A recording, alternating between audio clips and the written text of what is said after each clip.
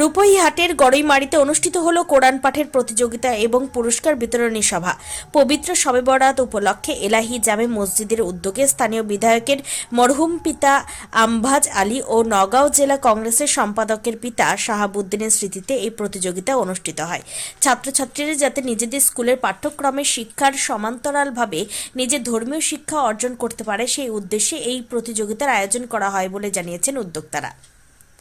এই পবিত্র দিনত এই পবিত্ৰ অনুষ্ঠানটোত আজি শবে বৰাত অতি আমাৰ ইছলাম ধৰ্মাৱলম্বী লোকসকলৰ কাৰণে অতি পবিত্ৰ দিন আৰু এই শবে বৰাতৰ উপলক্ষে মই অসমবাসীক শবে বৰাতৰ অগ্ৰিম শুভেচ্ছা অভিনন্দন জ্ঞাপন কৰিছোঁ আৰু সকলোৱে আজি এই পবিত্ৰ ৰাতিটোত আমি গোটেই বিশ্ব মানৱৰ কাৰণে দোৱা কৰিম। বিশ্বত যাতে গোটেই বিশ্ব মানৱৰ ভিতৰত শান্তি ভাতৃত্ববোধ গঢ়ি উঠক তাৰেই কামনা কৰিছোঁ আজি এই পবিত্ৰ শবে বৰাতৰ দিনটোত। আৰু হিন্দু মুছলমানৰ ভিতৰত যি সাম্প্ৰদায়িক বিহবাস্প বিয়পাব বিচাৰিছে কিছুমান ৰাজনৈতিক দলে তাক যাতে সেইটো নিশেষ হওক তাৰেই কামনা কৰিছোঁ।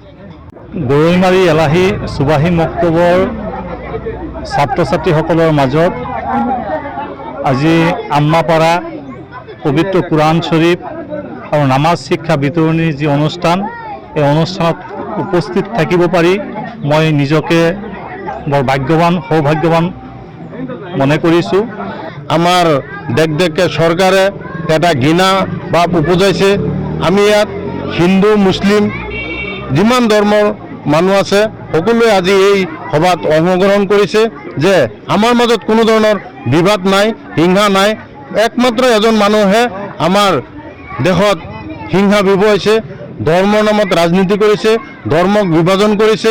তেনেকুৱা আমি আমাৰ দুখীয়া ৰাইজ আমি তেনেকুৱা একমত নাই। আমি আছোঁ মানৱ ধৰ্ম হিচাপে, মানৱ সমাজ সেৱা হিচাপে। এই উদ্দেশ্যেৰে আজি আমাৰ কোৰআন বিতৰণত আজি হিন্দু মুছলিম আমাৰ ৰাজনীতিবিদসকল আমাৰ ধৰ্ম প্ৰচাৰসকল সকলোৱে একত্ৰিত হৈ আমি মাননীয় আমাৰ নুৰ হুদা চাহাবৰ পিতৃৰ নামত মোৰ পিতৃৰ নামত আজি আমি কোৰআন বিতৰণত অংশগ্ৰহণ কৰিছোঁ। আজি প্ৰায় আমাৰ 100ৰো অধিক ছাত্ৰ ছাত্ৰীক আমি এইখিনি বিতৰণ কৰাৰ উদ্দেশ্যেৰে এই সভাখন আহ্বান কৰা হৈছিলে আৰু গোটেইখিনি এই গৰৈমাৰী গাঁৱৰ মুৰব্বীসকল আমি উপস্থিত হৈ বিতৰণ কৰিলোঁ।